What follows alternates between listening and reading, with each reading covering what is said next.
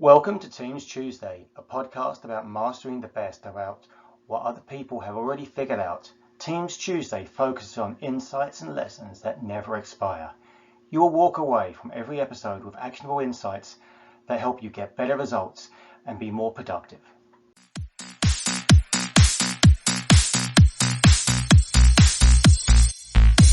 This was about as bizarre and easy as it gets. The client just couldn't make up their mind. I feel like we had top. Went from a project of 20 weeks to just 2. The DevOps was a cultural shift. This is Teams Tuesday with your host, Peter Ward. Good afternoon, good evening, or even good morning. Welcome to Teams Tuesday. It is March 2024. The year is coming in and it's the first day of spring. My name is Peter Ward. I'm the host of Teams Tuesday. Here we've got a great guest, an MVP, Michael Madarari from Canada. How are you doing?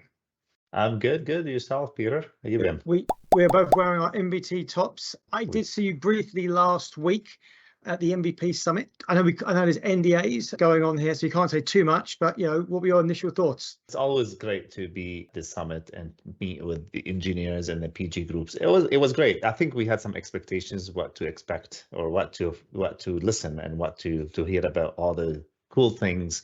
We can't say much, but it's going to be exciting a few months from now, 6 to 18 months. A lot of good features will be rolling out in the next future. Yes, a lot of Copilot, I suspect. Okay. Yes, well, it is the buzzword right now, Copilot. I know AI, Copilot is very rock and roll. All right, so I've known you for probably a good 12 years. I know you've been doing SharePoint 2010. We've been speaking at SharePoint Saturdays. You're based in Canada and married with 3 boys. I'm assuming that's still the case. Yes, that is still the case. Case. This boy's still around.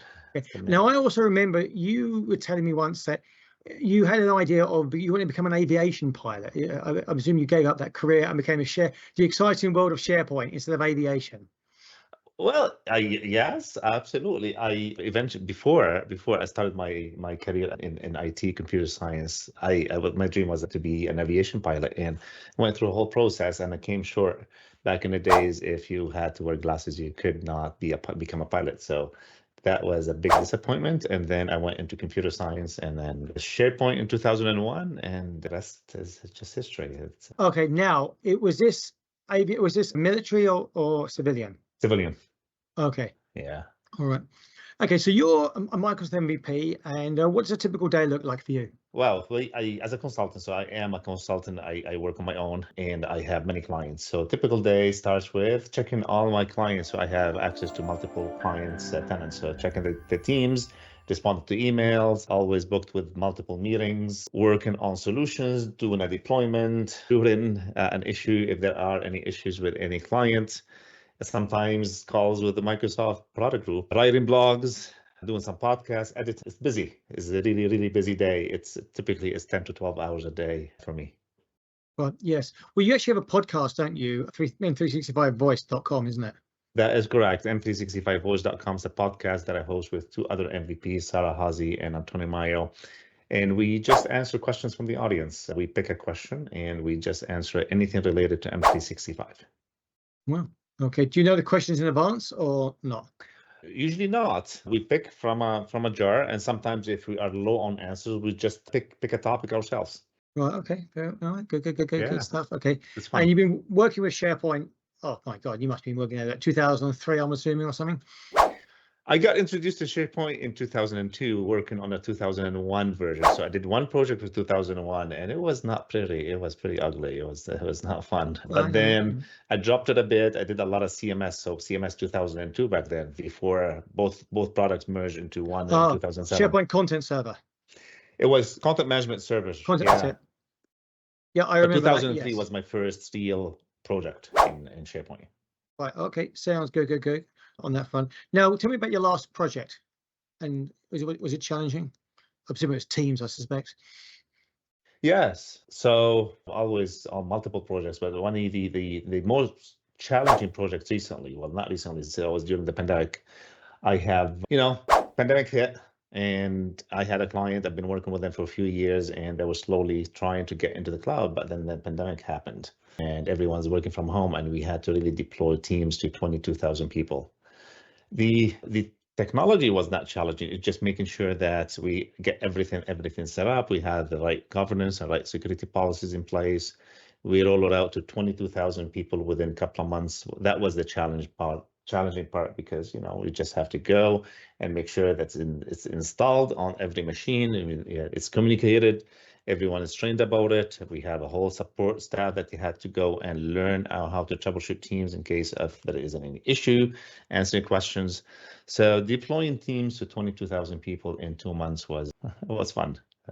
I would say so. I would. It's a lot of sessions. Yeah. Did you do a lot of recording on that?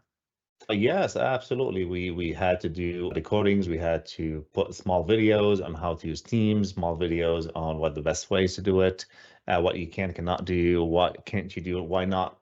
With some things we had to disable just because of the nature of the client, and why you had to disable it, because how people they're going to go and Google things and say, oh, I can do this in Teams, but it can't work in your tenant. So a lot of training, a lot of recordings, a lot of hand holding, but here we are 4 years later, and we did it. Okay. What's your favorite M360 tool and why? Oh, well, I've always used to say SharePoint and Teams, they will always hold a special place in my heart, I guess, because that's all I do, SharePoint. But Copilot, I started working with Copilot recently, and Copilot for M365, and similar. I have a similar feelings about it ever since similar to what I had with SharePoint 2003. It's like, it is there. Yes, I'm gonna embrace it, but I'm not sure about it, and I start using it more. And it's like, oh, this is cool. This is really, it's gonna take off. So I think it will be my next best friend. All right, very cool. Good. On that, yeah, I agree. Copilot is definitely the future of user productivity, definitely. And you're right. I think as people get more comfortable with it, they're going to get more demanding with the whole thing on that. Correct. So you're a demo, and you're going to be talking about Teams. Yes. Okay, and shared channels. What's the big deal about shared channels? So we've all been using Teams for a few years right now. We started with just the Teams with the standard channels, and quickly Microsoft realized that we need to kind of make some secure areas within Teams to collaborate. So they created this private channels concept a few months after they released Teams. Private channels are good. The limitations of private channels, they have some limitations, not only one. One of them is if you want to be a member of a private channel, you'll have to be a member of the parent team. So that's a huge limitation. So if I am collaborating on a team, I want to invite an external person or a group of people into a private channel, I'll have to add them to the parent team, which will give them access to all the standard channels. And this is sometimes not a good scenario, because I don't want to give them access to those standard channels. So what we end up doing is creating a new team and adding everyone that I needed into the new team. And now I have 2 teams that I have to manage, or multiple ones. So that was a little bit painful to do that. And that's on the internal side or external. Externally, for example, if I wanted to add someone as a guest into my private channel, which I can, so the recipient of the invitation will have to switch tenants. So if I am inviting you, Peter, to my private channel, to be able to access my private channel, you will have to change your tenants. You're no longer in your tenant to be able to actually access my channel. So that was also another limitation. And then with some demands from the community, from us and the clients, they had to create something new that will alleviate those challenges. So shared channel is one of them, is the one that they came up with, which will allow me to invite people into that channel without them being as members of the parent channel. Right. That's a big one. Yeah, the other thing as well with when you have a team site and you create private channels is that they need to be a member of that shared channel. They can also see all the other users who have access to that site. Correct. So if you're doing that with other partners or customers, it's probably not ideal. All right. Exactly. So with that being said, you've warmed up the demo here. I do want to share your screen and we'll have a bit of a demo from you. Absolutely. Let's do this. So while talking about the shared channel here, so let me just share here this entire screen. Let me know when you can see it.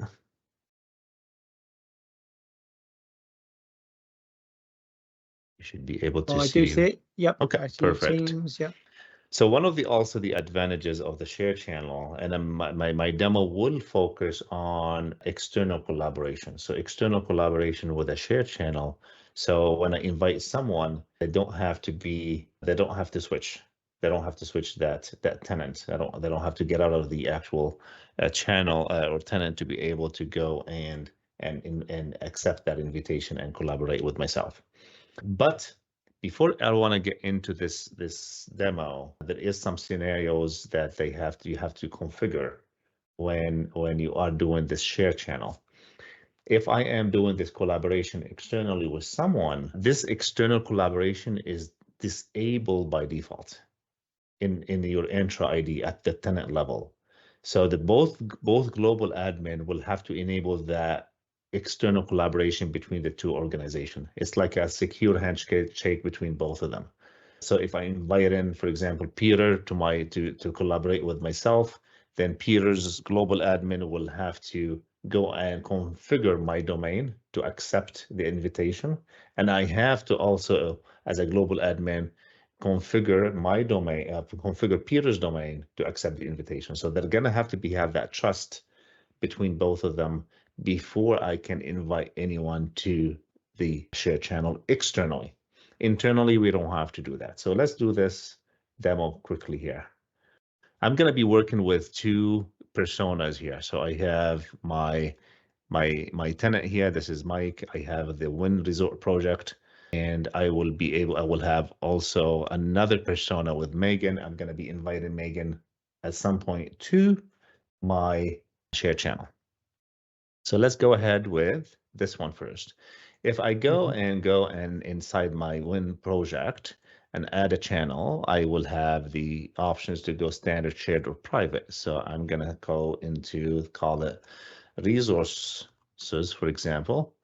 And this is a shared channel. I will be able to go and create the shared channel like any other channel that we do. And from there, I will be able to invite people to it. So the people that I invite to the share channel, I can go and start inviting people right now or not. They don't have to be as members of the parent channel. So if I click on the membership of this Win Resort channel, I have, for example, Jeff here. He is a member. He will have access to all the standard channels, not the resources. But if I go here and can go and add my, for example, let's go and add my son to it. I just added him here as an example, so I can share with the people. As you can see that Omar here is not. I will be able to share that channel with him, even though he is not a member. So that's a big plus here. So I can go and make Omar as an owner or a member. Got it. The other cool things about this as well, that if I want to invite Megan from an external tenant here. So Megan here, I'm just going to go and grab Megan's ID first. So I'm going to go and get her email address. So I can invite Megan. She is not part of my tenant.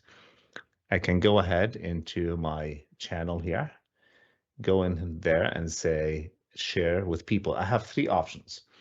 The difference between share with people and share with a team or share with the team you own. So share with the team you own, if I own another team, I will be able to invite all the members of that team into the share channel. So I don't have to add the members individually, which is a really good thing, because that way the membership of that share channel is very dynamic. If I add or remove people from the team that I own, or the membership of the resources share channel will be automatically updated. So that's cool. Share with people and share with a team. We're going to go through that scenario. The demo will help everyone understand what it means. So let's start with the share with people. And I'm going to go and type in Megan's email address. I've done the work ahead of time. I've established that trust relationship between my domain and Megan's domain here. So that's why it shows up. If you don't do that, then that person doesn't show up. And because Megan is not in my tenant, I can only invite Megan as a member. I cannot make Megan as an owner. So I click on share. With that, then Megan will receive an invitation, and this is it here. I can see here, it is in the activity that Mike has shared a shared channel with you. So if I go into Megan's team client, and you can see it at the bottom, let's just collapse all of those. You can see this is coming from the Wind Resort project. So Megan did not have to switch tenant. Typically, you have to go to the top and switch tenant. And you can see that it is the tenant name, it is MCM, and this is the resources channel in there. So that's one way of doing it. The other way, the other cool thing about it is share with the team. So let's go ahead, and I have already created, oh no, I've removed this. So let's go ahead and go and add another channel here. And we're gonna call it Tech Tuesday. And I'm gonna make it as a shared channel. This option is I am going to invite Megan's team that she owns. So Megan and I have been talking, and she's telling me that, hey, instead of inviting me or inviting individuals, why don't you invite my team? Because I have a team that can help you in this One Resort project. So that now I can say, yes, I can do this. So instead of using the share channel with people, I'm going to share with a team. Here, if I invite it internally, I can add the team's owner's name. It can be anyone. But externally, I still have to use Megan's email address. The experience is a little bit different, a little bit more useful. How would you do that with a team? Because you don't have access to their AD group or anything like that, do you? Basically, let's just remove this one here. No, all you need to know is the team's owner name. You don't have to know anyone else, anything else. But the next step will clarify that question. So if I do this for Megan, for example, and then send an invitation, and for example, Megan might have told me that she wants to share a team of 5 people. And then I come here, and then I should be getting a notification here. So in the activity tab, I see that Text Tuesday invited by Mike. This expires in 14 days. I will have to accept that invitation. So once I accept the invitation, because I send the invitation to a team, then Megan, as the team owner, will be able to go and actually select which team she is going to add it to. So, for example, Megan had told me, let's assume that she said that she has a team of 10 people. And then if you look at the screen here, that is Contoso of 32 members. She selected that team and click on done. This doesn't end here. I still have to approve. Oh yeah, sorry. This is because this is an org wide. So let's go and select SOC, the SOC team. So click on done. So let's say she selected the wrong team, right? I'm not gonna just be blind and then just, automatically it will get all the teams into my channel. I still have to validate that. So I get a notification, and you can see here it's still validating, which means that myself as Mike, I have to go into the actual channel, manage channel here.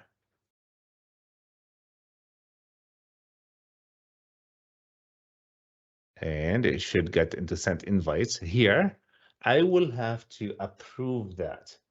Assuming if Megan picked the wrong team and I see, well, Megan's told me 2 people and this is 6 people, I can deny this.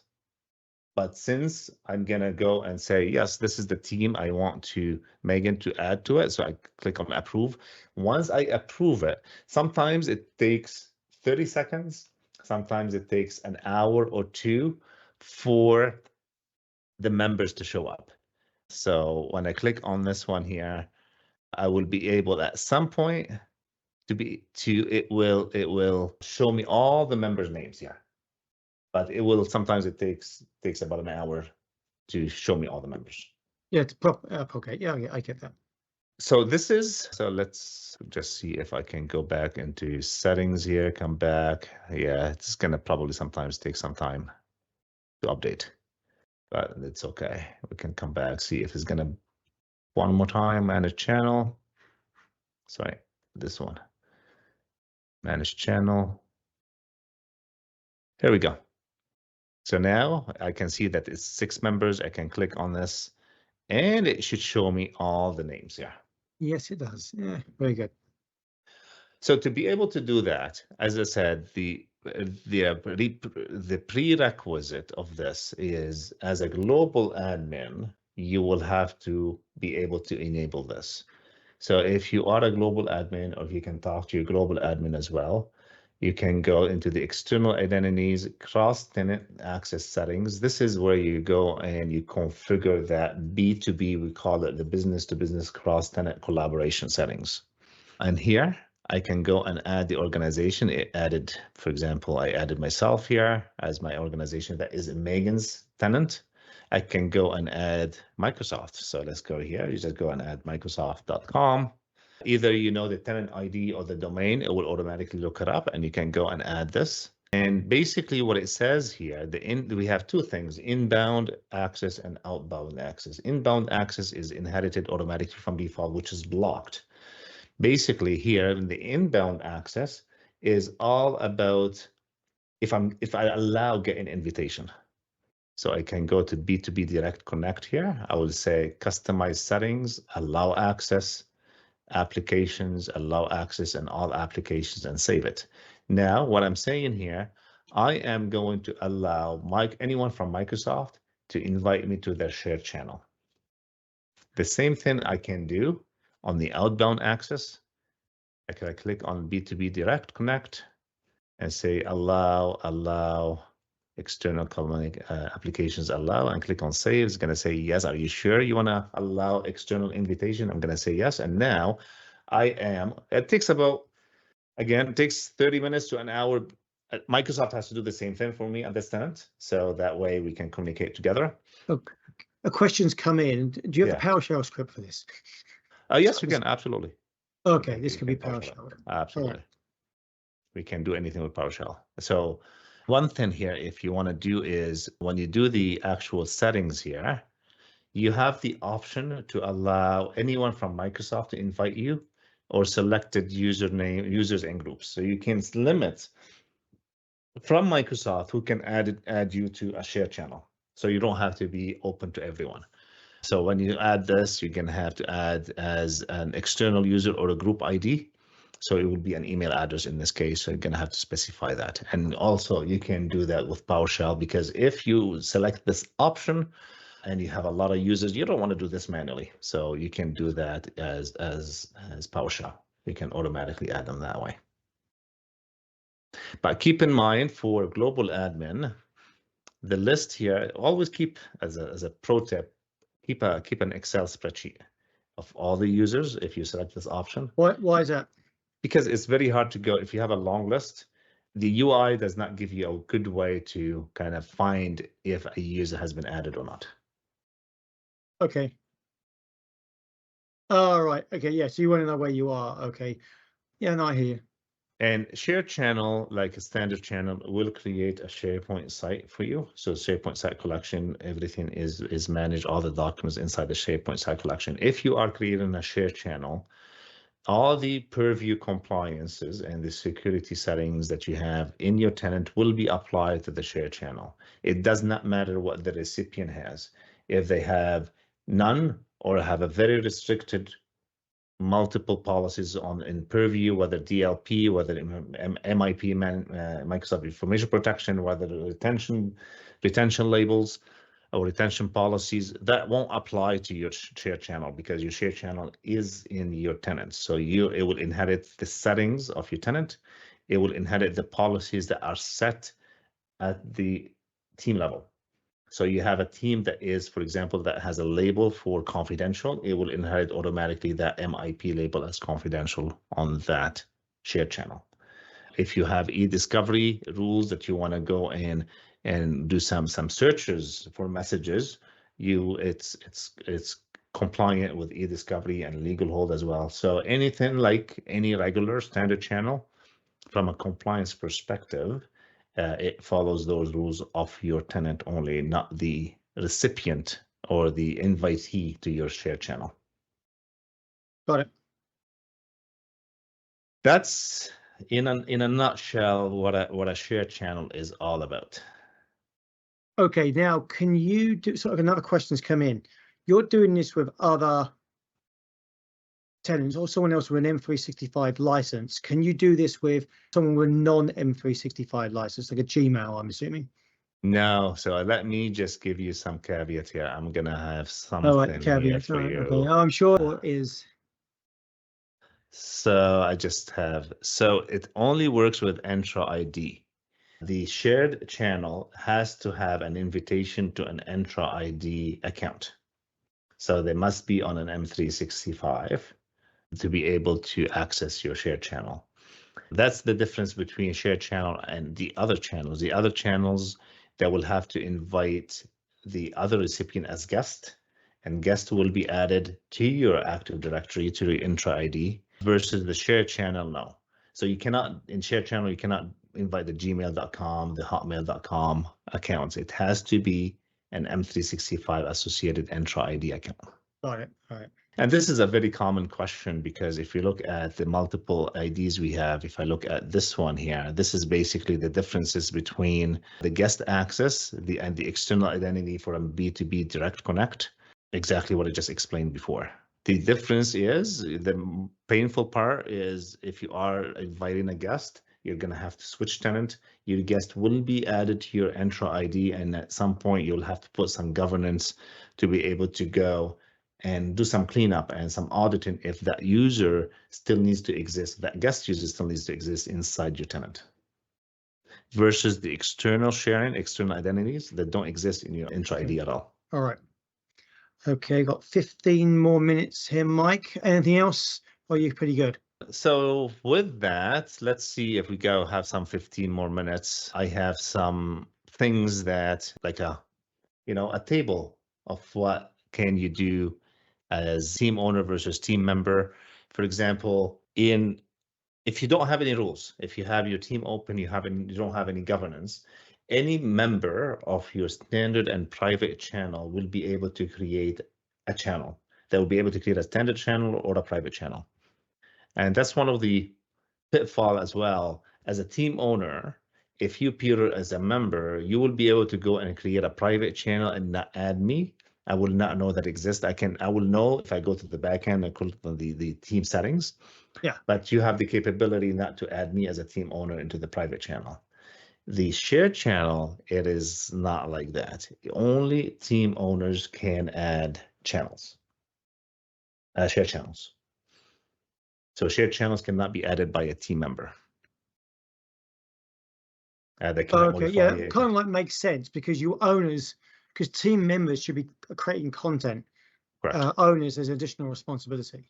Correct. And you don't want to give, let's say this external collaboration is enabled. You don't want the members to just add any other external user to your shared channel without you knowing. Oh, no, totally. Yes. That makes perfect sense. So if you look at the manage, so one of the governance as well, we always recommend that it's automatically the creation of a team, a shared channel is enabled in your admin center. You have the capabilities to disable that and create another policy and assign specific people to create shared channel if you want to. If you want to do this restrictive, who can create shared channel or private channels. You can also set the restrictions at the actual team level. Also, this is someone, if you want to take a screenshot as well of this, this is some, things that you can, this decision, what you want to do. Like, it gives you some matrix, what kind of channel do you really need to create? So for example, add members to a channel without adding them to the team, then that requires only a shared channel. Limit the channel membership to a subset of the team, then could be private channel, shared channel. So this is like a nice little matrix that gives you an idea on a decision what to create and which channel to create. And because shared channel, similar to private channel, has some limitations, so I'm going to go back to that limitation slide here. Shared channel is great, but it does have limitations. For example, you can only have 1,000 shared and standard channels. Well, typically you don't want to have 1,000 shared. Even though there is a hard limit, you don't want to have a lot of channels. Typically, I recommend a dozen or so in a team to have channels. but there's a hard limit there. There is a hard limit of 5,000 members per shared channel. Whether those members are internally or externally, you can only have 5,000 members. There is no full app supports. That means that you cannot have messaging extension. So if you're doing some development for messaging extensions, or you have to have connectors or bots, you can't use a shared channel for that. Okay. Question? No. Okay, Yeah. I'm just nodding. Yeah. Okay. You cannot have streams or planner or forms apps inside that shared channel, similar to the private. So if you are going to create a channel and you think you're going to have to add a planner to it, then shared or private channels cannot be used. You have to use a standard channel. So those limitations is always good to know, because it will help you plan it. And because the way Teams work, if I create a channel today as private or shared channel, and I want to add a planner, and I say, oops, I've created the wrong type, I go and delete it, I cannot recreate it with the same name, because Teams will keep it in its recycle bin for 30 days, and it preserves that name just in case you want to restore that channel. And you cannot clear that recycle bin. Unlike SharePoint, I can go and clear that recycle bin. In Teams, you cannot. So you will be forced to use another channel name to create that. So always, if you want to use or to create any channel, it doesn't matter if shared channel, private channel, or standard, always good to have good planning before you start populating the structure of your team. Makes sense. I don't think there's any further questions coming in on this. So, private channels would basically, when you created a private channel, it would basically create, in essence, like a site collection in the back end, wouldn't it? Correct. What about shared channels? Is that doing the same? It's exactly the same thing. Okay.